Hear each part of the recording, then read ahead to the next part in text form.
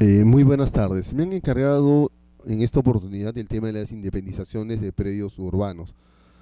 A propósito de este tema, que es bastante interesante y amplio, lo primero que quiero hacer es dar dos introducciones. Una primera enmarcada dentro de qué es a lo mejor la realidad, temas de hecho que pasan en el día a día, y otra introducción, si se quiere, doctrinaria, que es un tema a lo mejor más técnico, ¿ok? A ver, comencemos. Normalmente aquí en el Perú sucede que somos bastante informales y esta informalidad la llevamos en todos los actos de nuestra vida. Tan es así que en estos momentos, por ejemplo, una gran parte de personas compra un lote de terreno. Compra un lote de terreno, no sabe si está inscrito o no está inscrito, no le interesa mucho que digamos averiguarlo o desconoce cuáles son los procedimientos que él necesita para inscribir ese terreno. Compra el lote de terreno y dice, bueno, voy a construir, y efectivamente construye. Se olvida de la licencia, se olvida de las autorizaciones, se olvida absolutamente todo o simplemente y llanamente los desconoce. Muy bien. Resulta que construyó, pero como tiene dos, tres o cuatro hijos y construyó un edificio o una edificación de 4 niveles, dice, bueno, le voy a dar a cada uno de mis hijos un nivel o un piso. Y efectivamente así lo hace. En el momento que quiere materializar esta distribución, esta partición de cada nivel a cada uno de sus hijos, recién se da cuenta que se ha saltado una serie de pasos, ¿ok? Una serie de procedimientos que son necesarios. Y es aquí, recién, donde busca un abogado para que lo asesore. Imagínense ustedes, el punto de partida fue de una cuestión de hecho y aparentemente al revés. ¿Por qué decimos esto? Simple y llanamente porque él pretende inscribir cuando ya terminó todo. ¿Ok? A ver, hagamos una comparación biológica si se quiere. Normalmente nosotros cuando nacemos, ¿qué hacemos? Inmediatamente nos inscribimos, o bueno, nuestros padres nos inscriben en el registro de Estado Civil. Adquirimos nuestra mayoría de edad, nos inscribimos en el Registro Nacional de Identificación a fin de obtener nuestro DNI. Nos casamos, nuestra partida de matrimonio. No somos eternos, vamos a fallecer, nuestra partida de defunción. Todo esto tiene un orden biológico y cronológico a través del tiempo con respecto al ser humano. Con respecto a los predios debería de ser igual, pero lamentablemente por desidia o por desconocimiento no lo hacemos. ¿Y qué es lo que va a ocurrir? Como en la historia que estábamos conversando, lo que va a ocurrir es que al final del procedimiento, como lo comencé al revés, nos van a surgir una serie de problemas.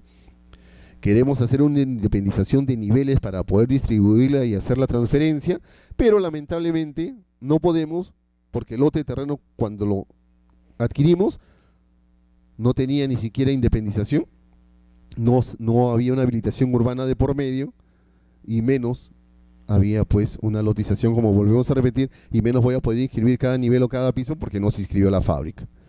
¿Ok?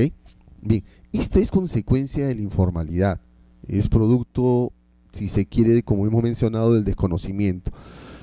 ¿Hay soluciones para esto? Claro que sí, claro que hay soluciones. La primera es, si yo voy a comprar un predio, un bien inmueble, lo primero que tengo que hacer es asegurarme que efectivamente ese predio tenga existencia o vida registral. Independientemente de que nuestro Código Civil dice que nosotros podemos adquirir inmuebles, basta con el consentimiento. Pero ya sabemos que nuestra realidad es muy distante o ajena a eso. Bien, con este pequeño preámbulo respecto a este ejemplo, vamos a comenzar ya nuestra labor técnica respecto a la independización. A propósito de nosotros vamos a dividir este curso básicamente en dos partes. La primera, una parte teórica, bastante teórica. A lo mejor en unas partes vamos a hacer, aunque no querramos, algo aburridos, porque el tema tiene sus momentos críticos, pero una segunda parte en la cual ya el desarrollo evoluciona y es más dinámico. ¿Ok? Bien, normalmente siempre me gusta comenzar de cero. ¿Ok? comenzar de cero y saber primero cuál es el terreno que nosotros estamos pisando. A lo mejor me excedo en el comienzo, demasiado genérico, pero ustedes se van a dar cuenta que es necesario para cuando toquemos el punto básico de la independización, tengamos ya una idea de por qué fue que comenzamos de la manera como les estamos indicando. Bien, partamos de una premisa. A nivel de sistemas registrales, en el Perú existe un sistema mixto. ¿Por qué mixto? Porque normalmente a nivel de la doctrina existe tanto el sistema constitutivo y el sistema declarativo. En el sistema constitutivo yo estoy obligado a inscribir los actos. ¿Para qué? Para que estos puedan surtir sus efectos. Por el contrario, si yo no inscribo ese acto, ese derecho no se va a constituir, no va a nacer. ¿Qué necesito? Que se inscriba el acto. Por el contrario, también existe el sistema declarativo. ¿Okay? El acto existe, pero lo inscribimos porque el registro únicamente va a declarar ese derecho. ¿Okay? El derecho no nace. Si queremos tener un ejemplo, podemos mencionar el tema de la hipoteca. En la hipoteca, por ejemplo, no basta que se haya otorgado la escritura pública. No, para que nazca la hipoteca en sí es necesario que nosotros la inscribamos. En el momento que se inscribe, recién yo puedo hacer valer este acto como tal. ¿Okay? Entonces decimos, o podemos mencionar nosotros, que nuestro sistema registral es básicamente mixto, porque hay determinados actos como el que hemos mencionado, la hipoteca, en el cual se exige que se inscriba para que el acto nazca, para que el acto se constituya en sí mismo. ¿Okay? A diferencia de la compraventa, por ejemplo, la compraventa existe. ¿Para qué la inscribimos? Para seguridad. Ojo, estamos hablando de un tema técnico de la existencia del acto, independientemente de la seguridad. La seguridad va a surgir en el momento que nosotros inscribimos un determinado acto y para publicitarlo con relación a los terceros. ¿Okay? Entonces decimos, la necesidad de acudir al registro es importante, sí, por un tema de seguridad y de publicidad, para que los demás sepan que yo tengo un derecho u ostento un determinado derecho frente a los terceros. ¿Okay? Bien. El tema de los registros públicos. Podemos indicar que los registros públicos es una institución establecida con fines de dar publicidad formal a determinados hechos, circunstancias o derechos que funciona bajo regulación y control de la administración pública. ¿Qué características tiene este procedimiento registral? Recordemos que existe una norma o una ley de procedimientos administrativos generales. En el caso del ámbito registral, estas normas son generales, pero en el ámbito registral tiene su propia normatividad. ¿Okay? Entonces podemos decir que es un procedimiento administrativo especial, regulado o llevado a cabo con normas propias. Así podemos indicar que el procedimiento registral es especial, ¿okay? Como hemos indicado, porque tiene sus propias normas. Es de naturaleza no contenciosa. ¿Por qué indicamos que es de naturaleza no contenciosa? Porque no existe un conflicto ni reconocimiento de algo. Una persona llamada usuario acude al registro y tiene al frente al registrador. Nada más. ¿Puede un tercero oponerse, intervenir en este procedimiento registral? No. Está restringida la intervención de cualquier tercero. Tiene por finalidad la inscripción de un título. ¿A qué denominamos título? Aquel documento que nosotros revestimos de determinada formalidad para poder realizar alguna inscripción. Por ejemplo, en la compraventa, el documento idóneo son las partes notariales que contienen una transferencia. En la hipoteca, igual, son las partes notariales. Avanzando, en una subdivisión, por ejemplo, el documento idóneo sería, si se llevó a cabo a nivel municipal, sería la resolución municipal con el FUJU, como vamos a verlo más adelante. ¿Okay? Entonces el documento que contiene el derecho es el cual lo presentamos nosotros con la finalidad de lograr su inscripción. La cuarta característica, como ya la habíamos mencionado, es la que no cabe admitir apersonamiento de terceros al procedimiento ya iniciado, ni oposición a la inscripción. Instancias. Son dos instancias. El registrador, que es el que califica el título, ¿ok?, observando, liquidando o tachando, y el tribunal registral, al cual se recurre el usuario cuando siente o cuando cree afectado algún determinado derecho. ¿Qué sucede contra lo resuelto por el tribunal registral? Contra lo resuelto por el tribunal registral solo se podrá interponer demanda contencioso administrativa ante el Poder Judicial.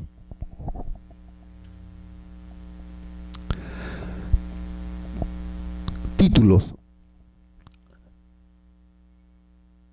Con relación al tema de los títulos, debemos de mencionar en un primer momento una característica importante, el principio del folio real. ¿En qué consiste este principio del folio real? Este principio del folio real consiste en que por cada predio se va a aperturar una partida registral, ¿ok? De tal manera que si nosotros tenemos un predio ubicado en la manzana A, lote 1, a consecuencia de él se va a aperturar solo una partida registral, no dos ni tres, solo una partida registral, ¿ok? Dice, el registro de predios se encuentra integrado por partidas registrales provenientes de los registros que le dan origen, así como por los asientos en el que se extienden organizados mediante un sistema automático de procesamiento de datos. Por cada predio se abrirá una partida registral, en la cual se extenderán todas las inscripciones que a este correspondan, ordenadas por rubro. Por cada acto o derecho se extenderán un asiento registral independiente. Los asientos registrales se extenderán unos a continuación de otros, asignando el rubro y numeración correlativa correspondiente, precedida de la letra que identifica el rubro, como ya lo vamos a ver más adelante, de acuerdo a la prioridad en el ingreso al registro, salvo que se trate de títulos compatibles. No procede la apertura de una partida registral para la anotación preventiva de un acto o derecho que no puede inscribirse por adolecer de defecto subsanable, salvo disposición expresa de la propia norma. ¿Okay? También formarán parte del título los documentos que no fundamentan de manera inmediata o directa la inscripción, pero que de manera complementaria coadyuvan a que ésta se realice. No sé si ustedes recordarán, hace unos 4 o 5 años atrás, en el caso de las transferencias, por ejemplo, era necesario que se presenten o se acrediten los pagos de autovalúo y alcabala, ¿cierto? Esos documentos ayudaban a la inscripción, no, simplemente coadyuvaban para que ella se materialice o se produce. Por supuesto, esta norma fue ya derogada, de tal forma que ahora ya no se exigen esta documentación, simplemente a manera de ejemplo. Bien, dice, títulos. Se entiende por título, para efecto de la inscripción, el documento o documentos en que se fundamenta inmediata y directamente el derecho o acto inscribible, y que por sí solos acreditan fehaciente e indubitablemente su existencia. También formarán parte del título los documentos que no fundamenten de manera inmediata y directa la inscripción, pero que de manera complementaria, como habíamos mencionado, coadyuvan a que ésta se realice. Bien, veamos ligeramente el procedimiento a nivel de registro. Bien, nosotros en un primer momento, ¿qué hacemos? Presentamos el título, ¿ok? Se extiende el asiento de presentación en el diario. Inmediatamente, ¿qué es lo que se hace? Se la vincula a una partida determinada. Una vez que se ha presentado el título, se asigna a un registrador quien va a emitir su pronunciamiento. Este pronunciamiento puede ser de tres formas.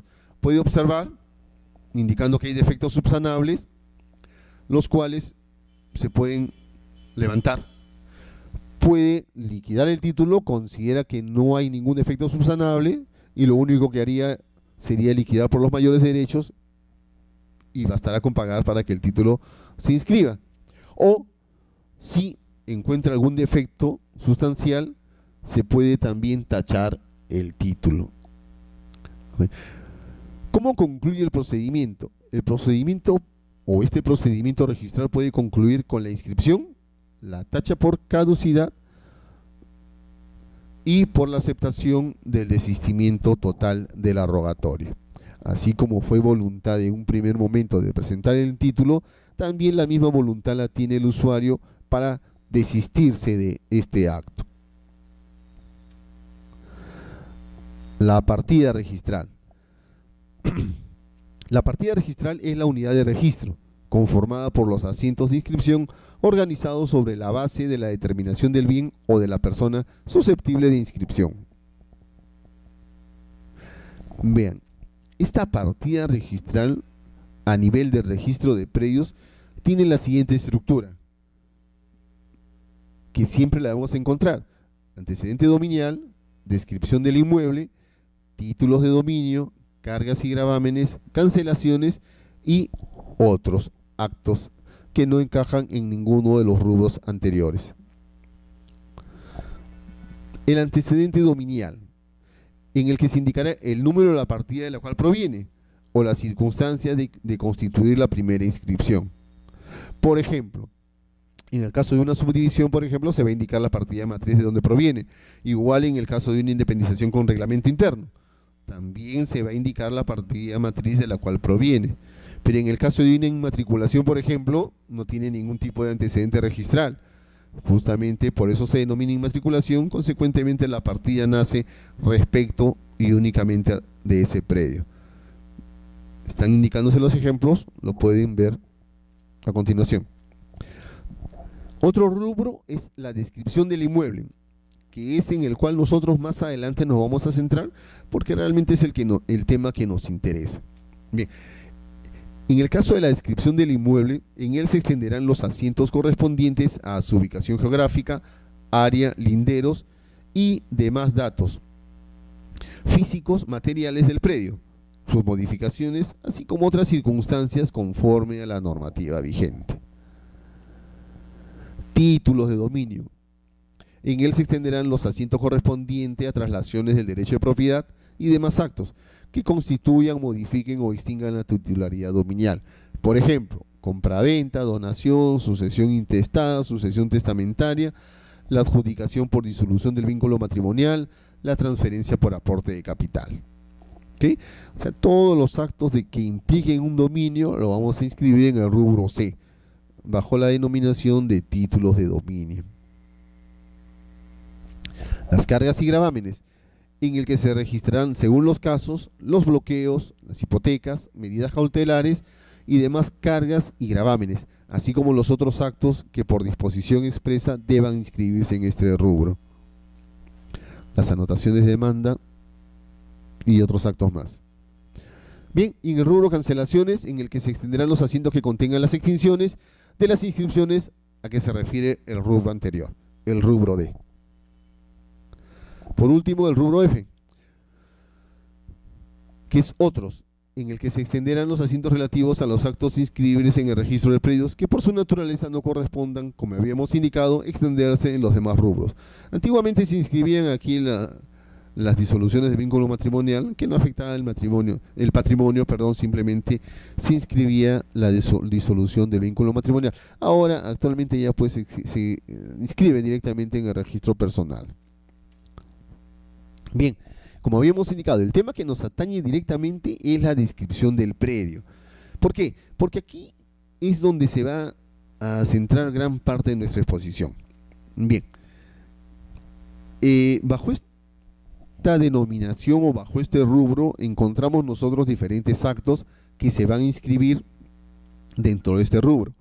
Así podemos encontrar nosotros en un primer momento la declaratoria de fábrica, reglamento interno e independización. No están juntos a propósito porque son inherentes, van de la mano, como ya vamos a ver más adelante. Acumulación, subdivisión, jurisdicción, nomenclatura y numeración. Es importante señalar que a propósito nos interesan al menos tener un conocimiento genérico de cada uno de los demás actos, porque todos ellos están relacionados directamente con la inscripción de reglamento interno e independización. Entonces, prestemos atención, porque como les vuelvo a repetir, de alguna u otra manera estos actos están directamente relacionados y vinculados al tema que nos atañe, que es la independización. Bien, comencemos con la declaratoria de fábrica. Si bien es cierto, ustedes tienen en cuenta el tema de la independización como un tema genérico y que aborda gran parte del curso que nos trae en estos momentos, es importante saber que como acto previo a la independización, sobre todo en lo que se refiere al reglamento interno, está la declaratoria de fábrica. ¿Ok? Y es importante también porque está relacionado directamente a la subdivisión con la cual se determina o se aplica la ley de regularizaciones, la ley 27157. Entonces, partamos con esta premisa. Les prometo que no van a perder el tiempo, o no vamos a perder el tiempo con estos temas, porque ustedes se van a ir dando cuenta conforme lo vayamos desarrollando la independización con reglamento interno y la subdivisión, que es una forma de independización, cómo está directamente relacionado a este acto de fábrica. Veamos con la declaratoria de fábrica entonces. Si queremos dar un concepto, podemos indicar: la declaratoria de fábrica es el reconocimiento legal de la existencia de cualquier tipo de obra sujeta a este reglamento. Dice, se realiza mediante una declaración del propietario, que cumple las formalidades y trámites establecidos por ley.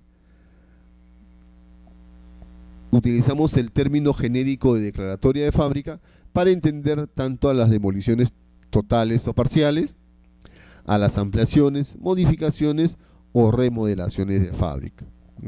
Utilizamos únicamente el término genérico de declaratoria de fábrica. Bajo este concepto, nosotros entendemos a todos los demás actos. Bien.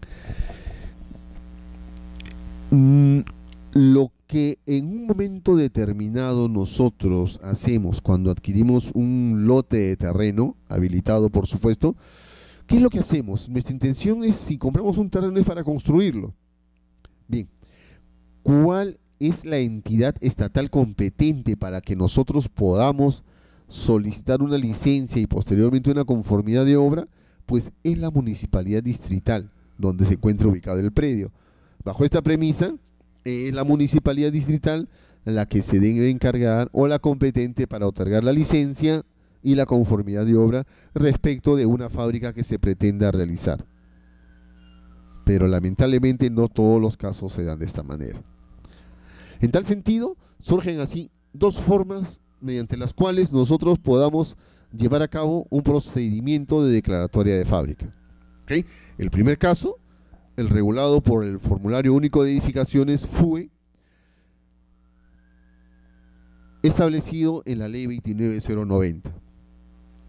Un segundo procedimiento, que es el formulario registral llamado FOR, el que se desarrolla o se lleva a cabo con la Ley 27157, Ley de Regularizaciones, y su reglamento, el Decreto Supremo 035-2006, Vivienda. Como podemos apreciar, son dos procedimientos en estos momentos que están conviviendo. Son dos procedimientos con los cuales se pueden realizar la inscripción de una fábrica. Indicamos que se puede porque no necesariamente vamos a pretender nosotros utilizar uno en reemplazo de otro. No, en cada caso se debe de cumplir determinados requisitos para que nosotros podamos ejecutarlo con alguna de estas normas. Bien, a ver.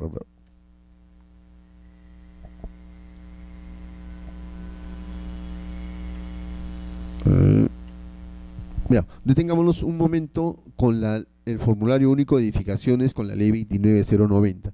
Habíamos indicado, es un trámite municipal, ¿ok? Que está dividido en dos partes. El primero, obtener la licencia de construcción, es decir, la autorización para que nosotros podamos iniciar los trabajos o las labores con respecto a la edificación que se pretende realizar, ¿ok? Este trámite se lleva directamente ante la municipalidad distrital, como habíamos indicado. Pues bien, una vez concluido nuestra edificación, el paso siguiente es solicitar a la municipalidad distrital la conformidad de obra. ¿Ok? Bien, si nosotros queremos materializar esta documentación, ¿cómo hacemos? En el primer caso, cuando nos otorgan la licencia, también nos otorgan un documento denominado FUE Licencia. ¿Okay? ¿Qué contiene este FUE Licencia? Básicamente es un formulario que contiene la memoria, plano de ubicación del proyecto y plano de distribución del proyecto. Tengan en cuenta que únicamente es la licencia la que se está otorgando, es decir, la autorización para lograr iniciar nosotros nuestro proceso de la edificación. Muy bien, concluida la obra, la municipalidad, ¿qué nos otorga? El certificado de conformidad de obra. ¿Cómo se materializa este documento? Se materializa en un formulario FUE denominado declaratoria de fábrica. ¿Ok? ¿Qué se adjunta a este formulario? Se adjunta tanto el plano de ubicación como el plano de distribución. La memoria va inserta directamente en el formulario en el formulario denominado FUE. Bien, entendamos este procedimiento descrito como el trámite regular de cualquier edificación que se pretenda realizar.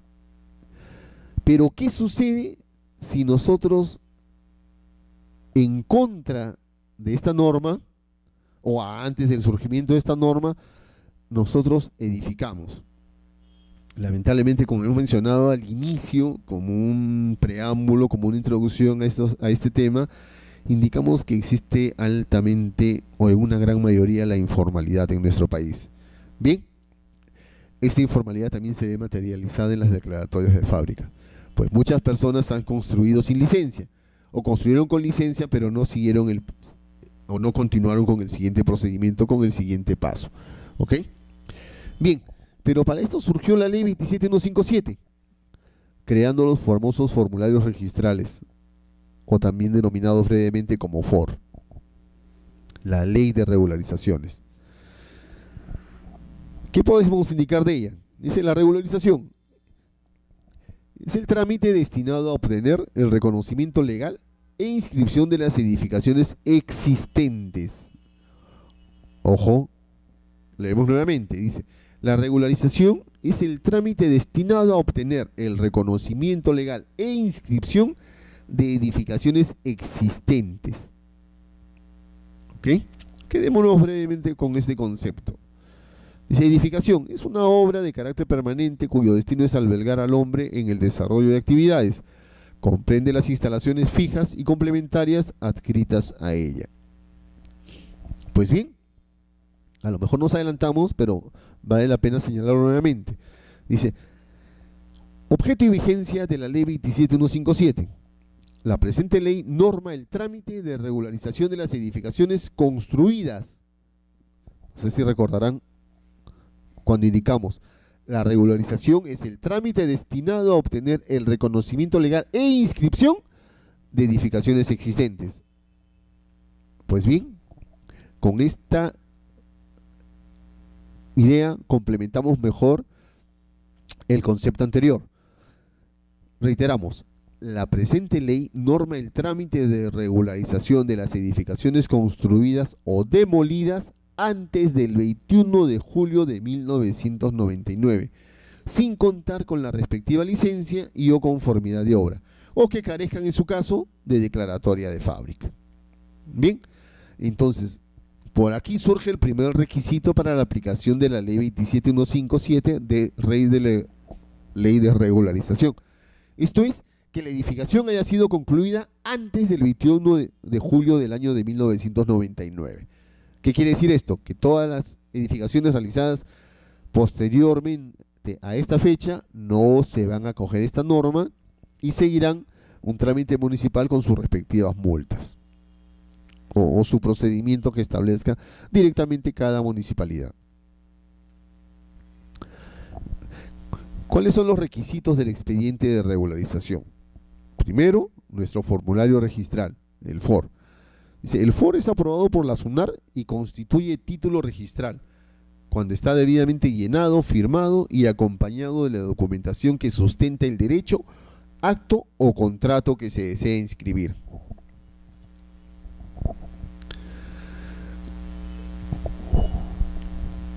¿Cuáles son los documentos que adjuntamos al FOR? Bien. Los documentos que adjuntamos al FOR, bueno, la letra está bastante pequeña, pero lo que nos interesan son, más que los conceptos en ellos insertos, es cuáles son los documentos que adjuntamos. Así, los documentos que se deben juntar al FOR son el certificado de parámetros urbanísticos y edificatorios, ¿Quién le expide? La municipalidad distrital. ¿Qué sucede, por ejemplo, si la municipalidad no nos otorga este certificado de parámetros urbanísticos? Pues si no lo otorga dentro del plazo de 5 días, el verificador responsable puede solicitar la inscripción de la fábrica en vía de regularización, adjuntando al FOR el cargo de la solicitud presentada ante la municipalidad con el respectivo recibo de pago realizado. ¿Ok? Y por supuesto el verificador tendrá que establecer cuáles son los parámetros que se requieren para ese predio o para esa edificación. También se adjuntan a este FOR plano de localización y ubicación, conforme a las características señaladas en el literal D del numeral 64.2 del reglamento de la ley 27157. Esto es del decreto supremo 035-2006-vivienda. Debiendo indicarse en forma precisa los linderos y medidas perimétricas del terreno.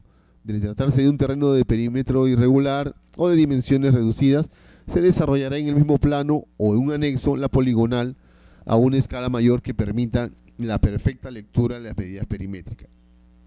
Los planos de arquitectura, plano de distribución por pisos, a la menor escala que permita su perfecta lectura con los nombres de todos los ambientes exteriores e interiores, inclusive los secundarios como closets, despensa, depósitos, piscinas, canchas, etc., concordados con la memoria descriptiva del FOR. El informe técnico de verificación y los planos y el informe técnico de edificación deberán estar firmados y sellados por el o los verificadores. Bien, hasta aquí a lo mejor nos enredamos un poquito, ¿ok? Pero vamos a ordenarnos. ¿Por qué? Simple y llanamente porque nosotros estamos indicando cuáles son los documentos que se tienen que anexar al FOR. Y nosotros decimos, pero estos documentos que se anexan al FOR, ¿para qué los necesitamos si nosotros vamos a hacer un reglamento interno, una subdivisión o una independización? ¿Para qué se necesitan? Pues bien, nos vamos a adelantar un poquito. ¿Por qué tiene relación directa el plano de ubicación con el plano de independización? Que vamos a ver más adelante. Solo estamos tratando de ubicarnos y saber por qué estamos mencionando nuestro plano de ubicación. Vean, más adelante vamos a hablar nosotros de dos áreas, del área techada y del área ocupada. ¿Ok? Esta área ocupada, como vamos a ver, es igual al área del predio. Disculpar la letra. ¿Ok? Es igual al área del predio.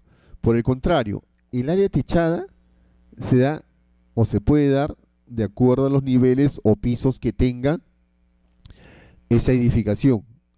Pues bien, existe un rubro en el plano de ubicación denominado cuadro de áreas. ¿Ok?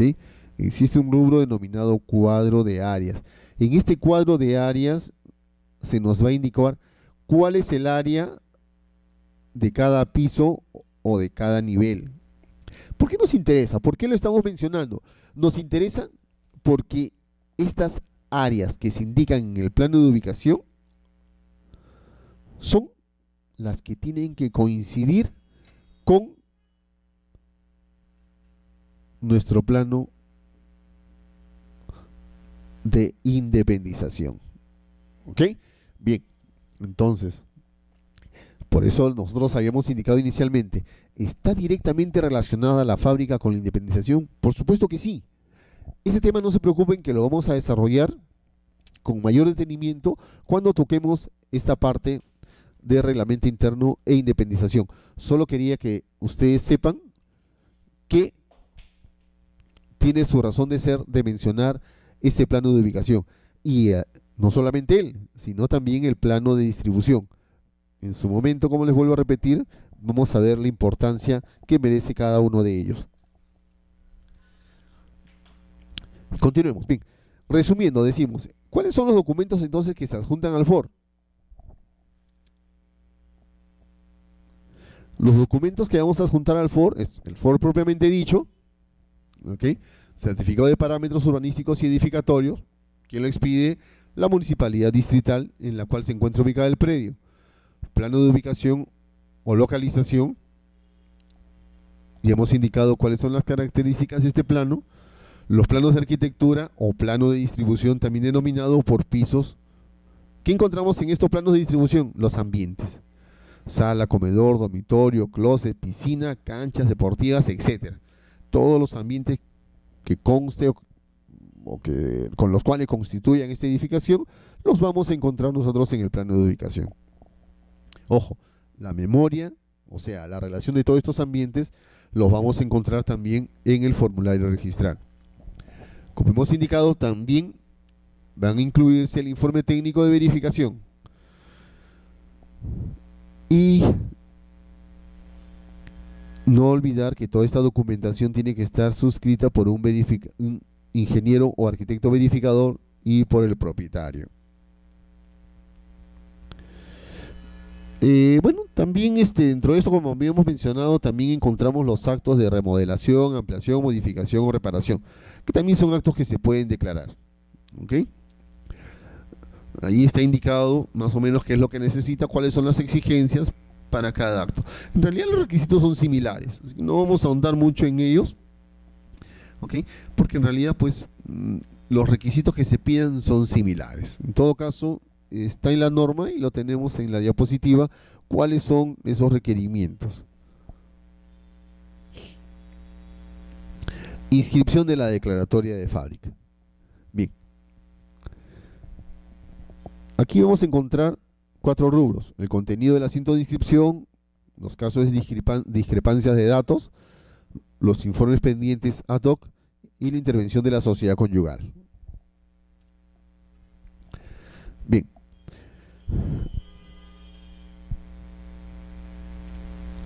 Partamos. El asiento de inscripción. ¿Qué es lo que debe de contener el asiento de inscripción? Ojo, les reitero,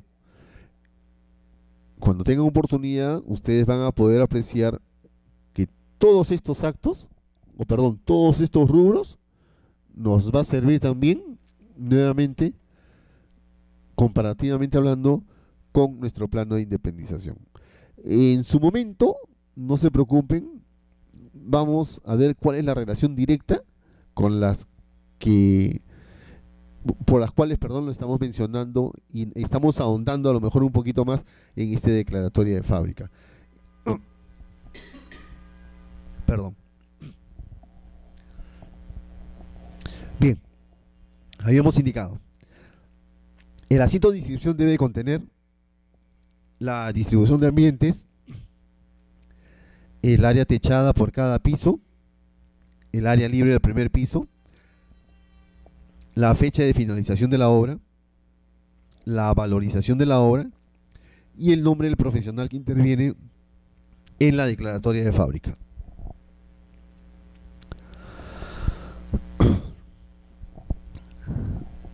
Regresemos. Todos estos requisitos que estamos indicando o que estamos haciendo referencia, que va a contener el asiento de inscripción, son los mismos tanto en un trámite municipal como en un trámite en vía de regularización. ¿Ok? Bien, entonces nosotros decimos, si el trámite que nosotros realizamos fue municipal a través del FUE, o el trámite que realizamos fue mediante FOR en vía de regularización, el asiento de inscripción de la declaratoria de fábrica va a contener los mismos datos.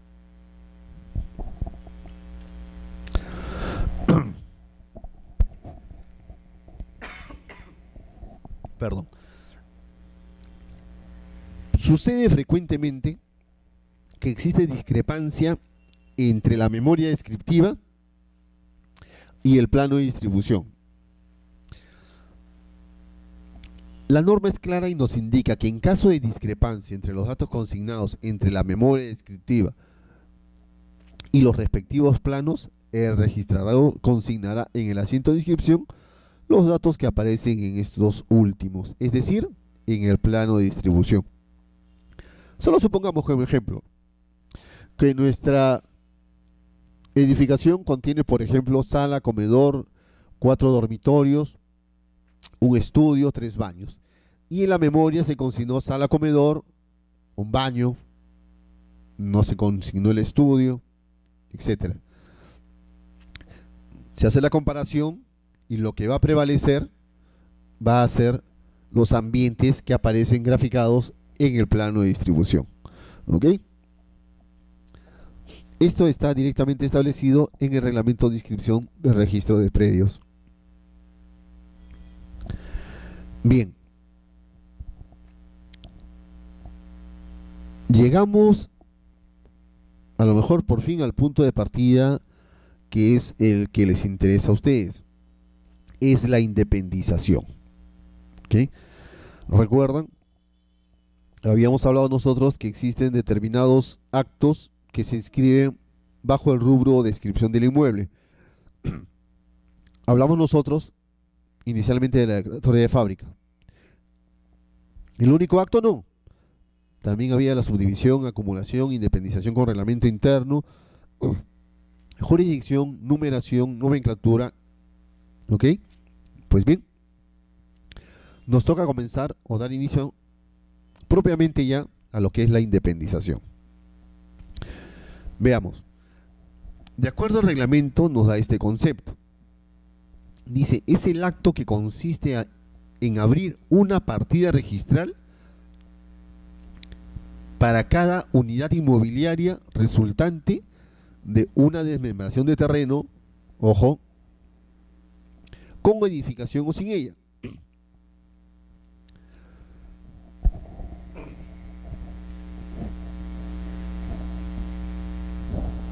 Disculpen, por favor. O como consecuencia de la inscripción de una edificación sujeta al régimen de unidades inmobiliarias de propiedad exclusiva y de propiedad común, o régimen de independización y copropiedad. Es decir, bajo el tema de independización de predios urbanos, nosotros vamos a encontrar dos formas de aperturar una partida registral o dos formas mediante las cuales se realiza la independización.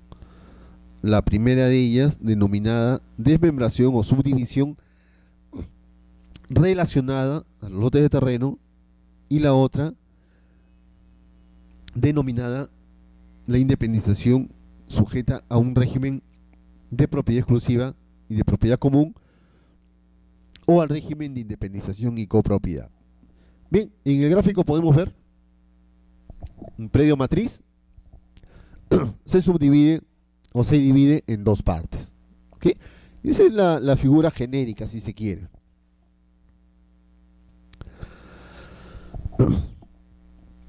¿Cuáles son los requisitos de la independización?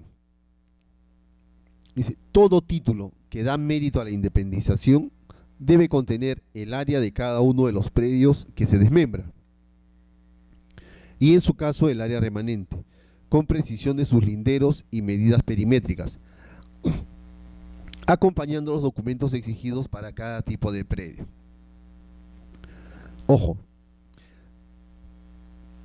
debemos de tener en cuenta que estos requisitos son genéricos para toda subdivisión. Bien, habíamos indicado, el tema que nos trae a colación básicamente está referido en estos momentos a lo que es la subdivisión. ¿Ok? Por eso estoy indicando, o reiteramos, todo título que da mérito a la independización debe de contener el área de cada uno de los predios que se desmembra. En el ejemplo anterior, por ejemplo, necesariamente se va a indicar el área de cada uno de los sublotes, por así denominarlos. Linderos y medidas perimétricas,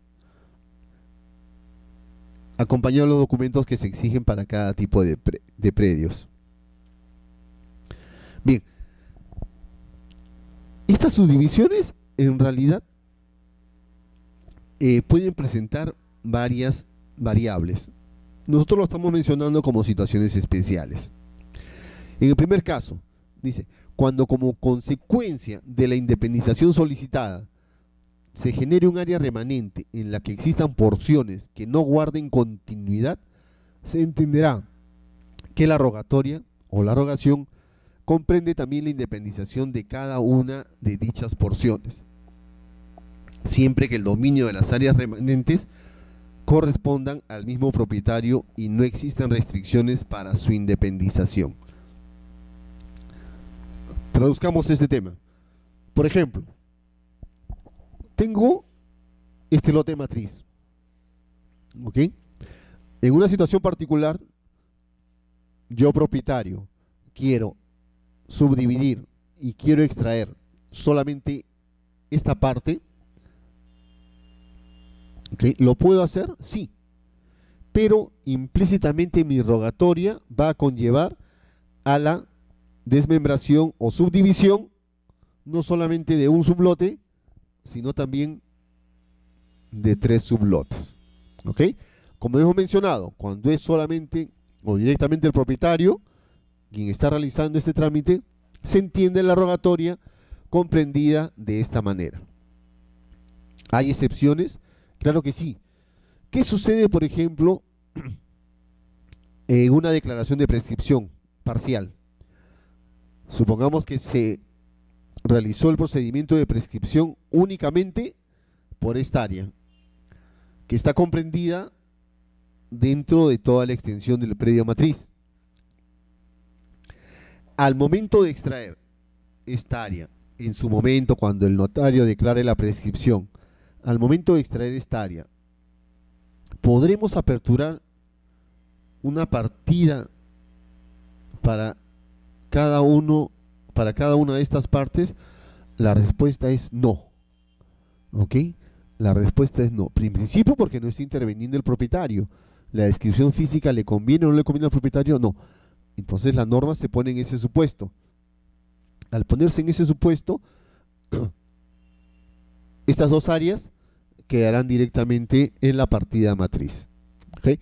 A diferencia del ejemplo anterior. En el primer ejemplo, si el propietario, supongamos que por desconocimiento, solo extrae esta área, va a implicar necesariamente su rogatoria, o el registrador entenderá su rogatoria como la desmembración de 1, 2, 3 sublotes. ¿Ok? 3 sublotes. En el ejemplo que dimos por el contrario de la prescripción, no sucede así. Se extrae solamente esta área y estas dos áreas remanentes quedarán en la partida matriz, a pesar de que no tienen continuidad, pero quedarán necesariamente, como les indico, en la partida matriz.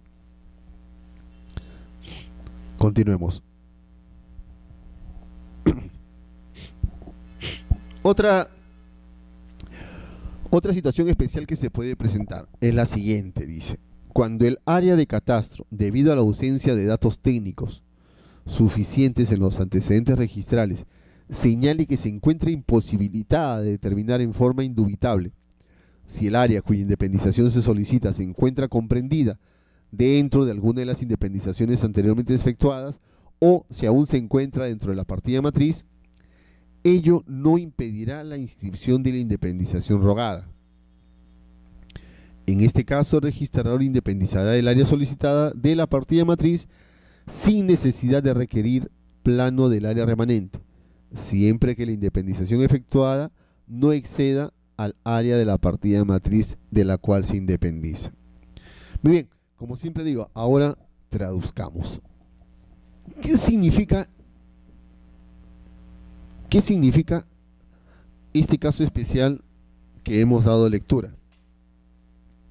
Bien, ustedes saben que en estos momentos, pues, todos los predios no necesariamente están catastrados.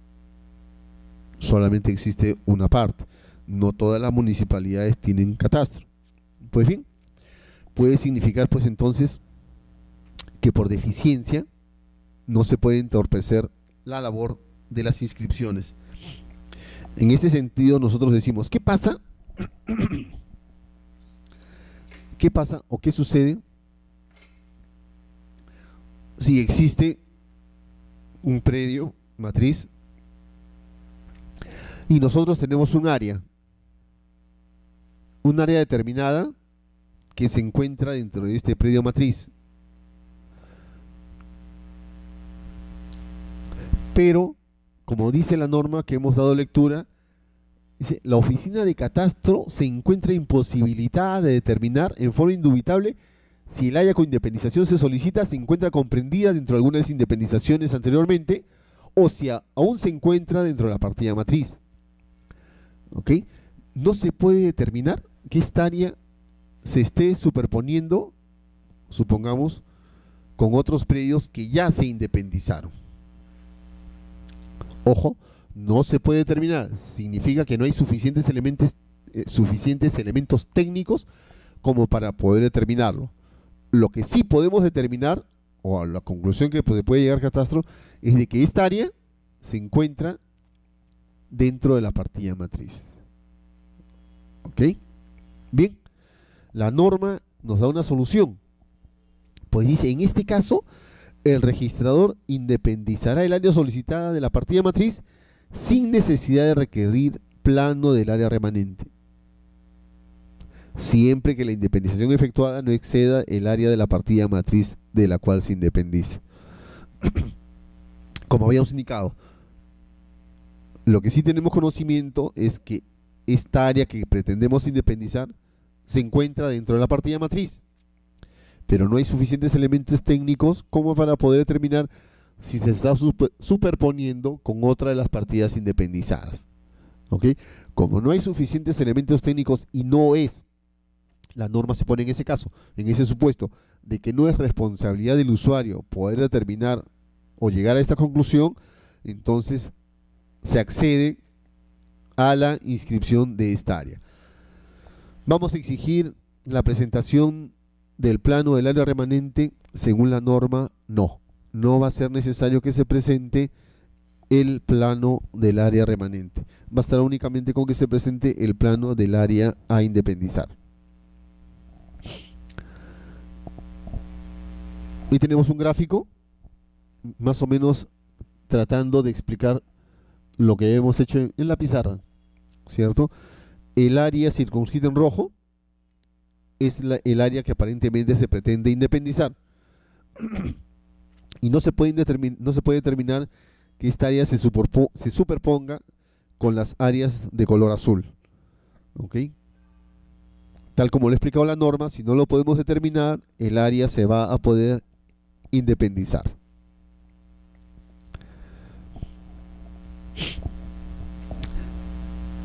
Otra situación especial.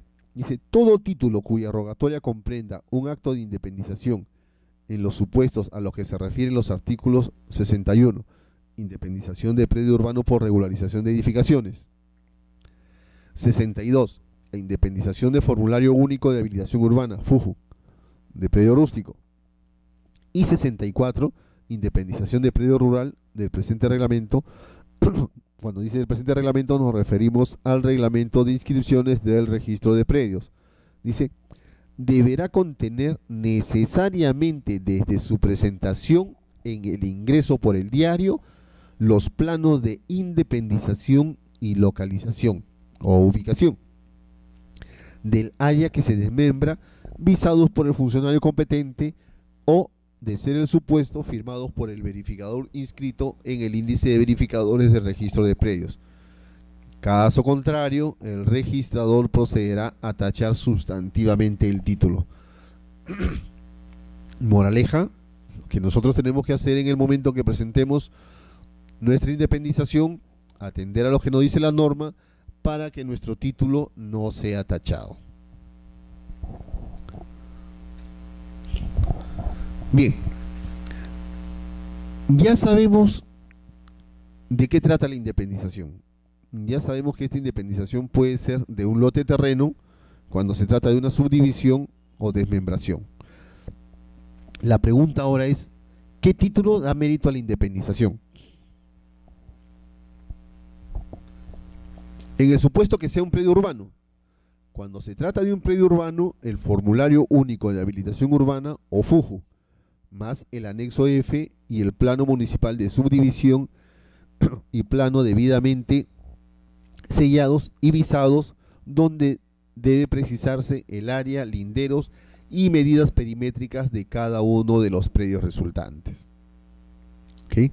Los planos y códigos de referencia catastral de los predios resultantes o la constancia negativa de catastro a que se refiere el Decreto Supremo 002-89-YUS, según sea el caso. Como hemos indicado, no todas las municipalidades tienen levantado un catastro. Lo que sucede entonces habitualmente es que se presente el certificado negativo.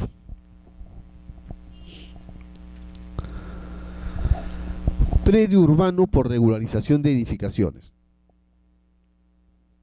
Bien, ¿recuerdan que habíamos estado conversando de las fábricas en vía de regularización? Bien. También indicamos que toda fábrica debería de tramitarse municipalmente a través de su licencia de edificación y su conformidad de obra una vez concluida esta. Igual sucede con las subdivisiones.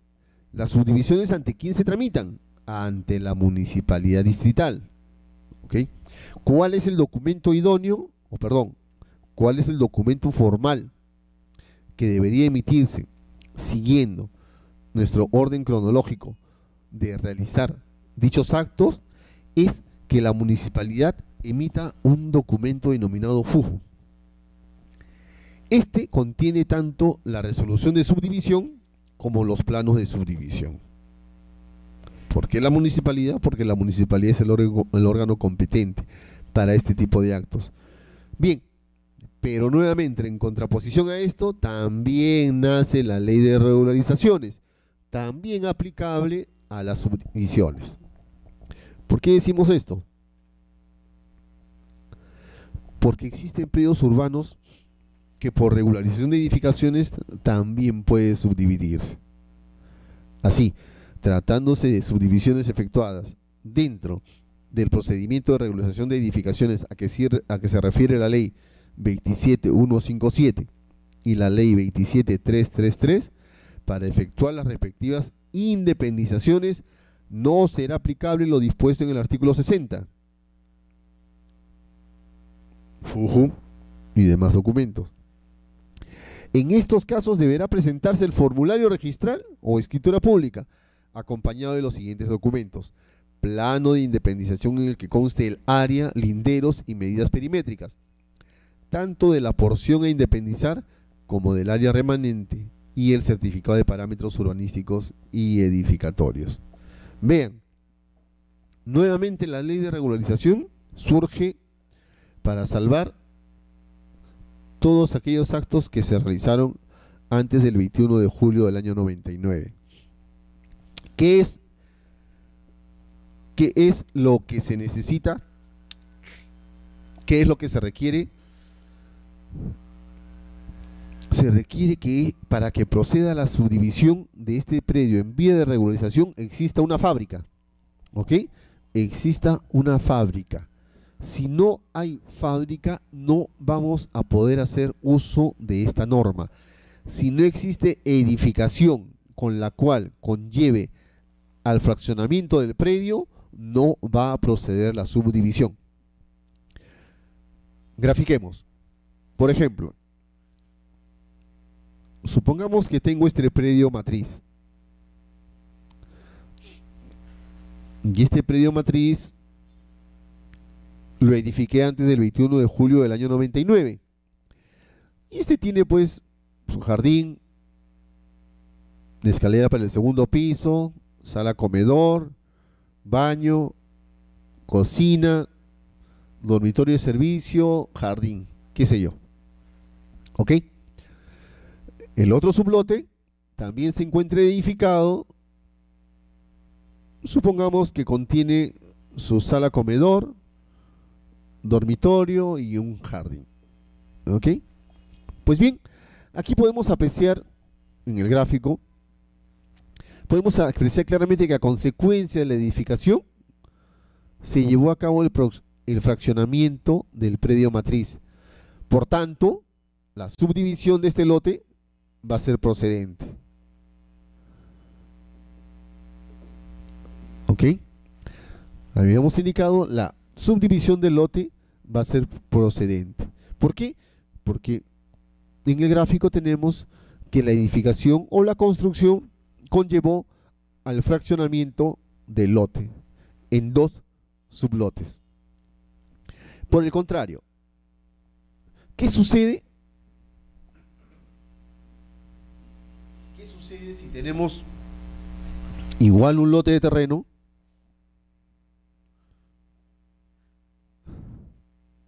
¿Ok? Tenemos igual un lote de terreno, pero a diferencia del ejemplo anterior, aquí tenemos una, pongamos, oficina y un baño.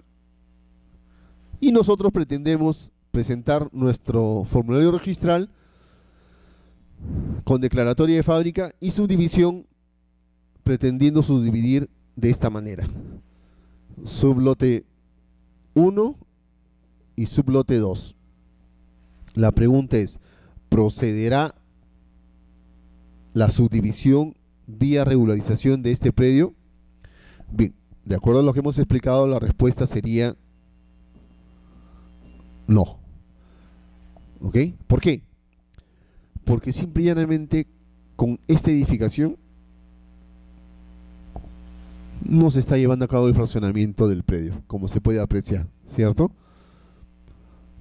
¿Qué pretendemos? Subdividir el predio en dos sublotes. ¿Dónde tenemos la fábrica? La fábrica es una parte parcial que no conlleva a ninguna subdivisión material. Continuemos. Bien, como hemos mencionado, son dos las figuras, al igual que la fábrica, en las cuales se puede presentar la independización. Una mediante el FUJU, trámite municipal, y otra la subdivisión a través o en vía de regularización. ¿Qué necesitamos para que se dé la subdivisión en vía de regularización? Que la fábrica conlleve al fraccionamiento de los dos sublotes. Muy bien. Continuemos.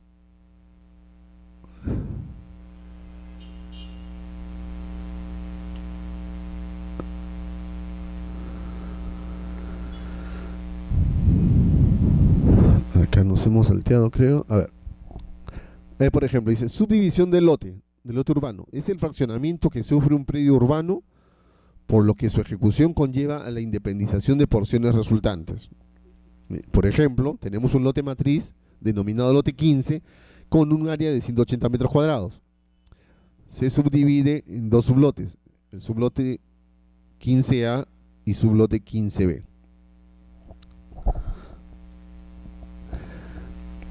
Dice, el registrador al independizar señalará que el terreno independizado formó parte de otro inscrito anteriormente. Asimismo, dejará constancia en la partida matriz de la independización realizada. En el caso que el terreno a ser independizado cuente con declaratoria de fábrica inscrita, deberá o debe describirse la fábrica correspondiente a cada lote a independizar. Tratándose de partidas provenientes de otras, en la partida que se genere, se procederá a trasladar las cargas y gravámenes vigentes. ¿Ok? Supongamos que la partida matriz tuvo un embargo o una hipoteca, esta no va a quedar en la partida matriz únicamente. Si estamos subdividiendo el predio, estas cargas o estos gravámenes van a ser trasladados a estas partidas que se independicen.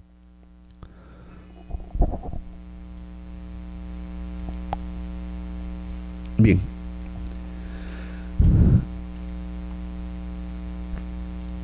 Acá esto no debería estar ahí, así que vamos a continuar, por favor. Van a disculpar esta diapositiva. Bien. Tratando de ordenar estos tres párrafos, dice el primero: el registrador al independizar señalará que el terreno independizado formó parte de otro inscrito anteriormente. Asimismo, dejará constancia en la partida matriz de la independización realizada. Bien, ¿qué es lo que sucede acá? Acá En este caso,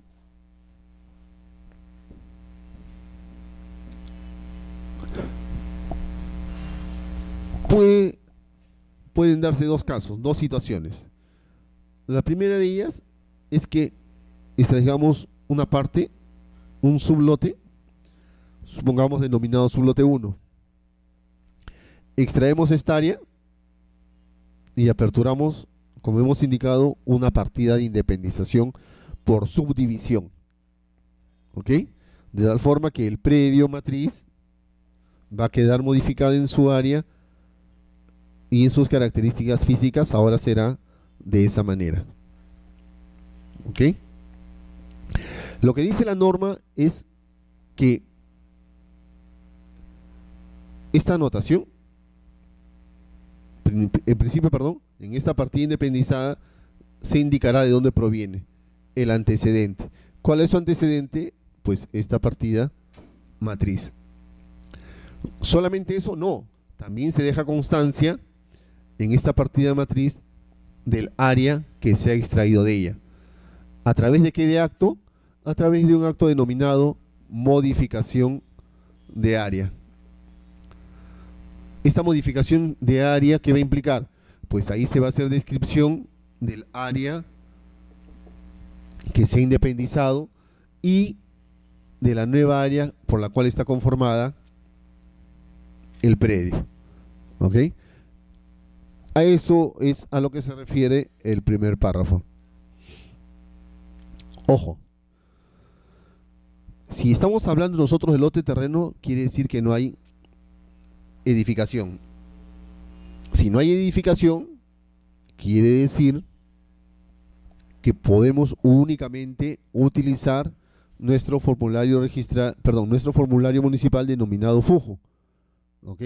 Tengan en cuenta, cuando se trata de lote de terrenos, solo vamos a poder realizarlo mediante el trámite municipal, mediante el formulario denominado FUJO. Ahora bien, supongamos que en esta partida matriz existía una edificación ya inscrita. Si existía una edificación inscrita, la norma nos obliga a que traslademos la fábrica que le corresponde a este predio. Si hubo fábrica acá, se tendrá que determinar cuál es la fábrica que le corresponde al predio que se está independizando. Le damos lectura nuevamente para entenderlo mejor. Dice, en el caso que el terreno a ser independizado cuente con declaratoria de fábrica inscrita, debe describirse la fábrica correspondiente a cada lote a independizar. Bien, ¿qué sucede? Otra figura que se nos puede presentar. ¿Qué sucede si nosotros tenemos, supongamos, este predio matriz y lo queremos subdividir en 3 sublotes? Sublote 1, sublote 2 y sublote 3. ¿Ok? En este caso, por ejemplo, al crear 3 lotes nuevos y no quedar área remanente, la partida matriz será cerrada. ¿Ok? ¿Por qué se cierra? Porque ha quedado reducida su área a 0. Al haber quedado reducida su área a 0, no tiene sentido que esa partida quede abierta. Se cierra la partida y da origen a estas 3 nuevas unidades denominadas sublotes. ¿Ok? En este caso ya no hay área remanente. El área remanente sería 0. Se crearon los 3 sublotes que, sumadas sus áreas, ¿qué nos va a dar? El total del área del predio. Consecuentemente, pues al no quedar área remanente en la partida matriz, se procede al cierre de la misma. Bien, ya tenemos a grandes rasgos desarrollado el tema de la subdivisión, tanto a nivel de trámite municipal como a nivel de regularización. Bien, por el momento nos vamos a quedar acá para no quedar o no cortar el tema del régimen de unidades inmobiliarias, de tal forma de que en la próxima sesión vamos a continuar con este tema ya directamente, y a lo mejor traer si se quiere, algo de casuística con relación al tema de las subdivisiones. Buenas noches, gracias por la atención.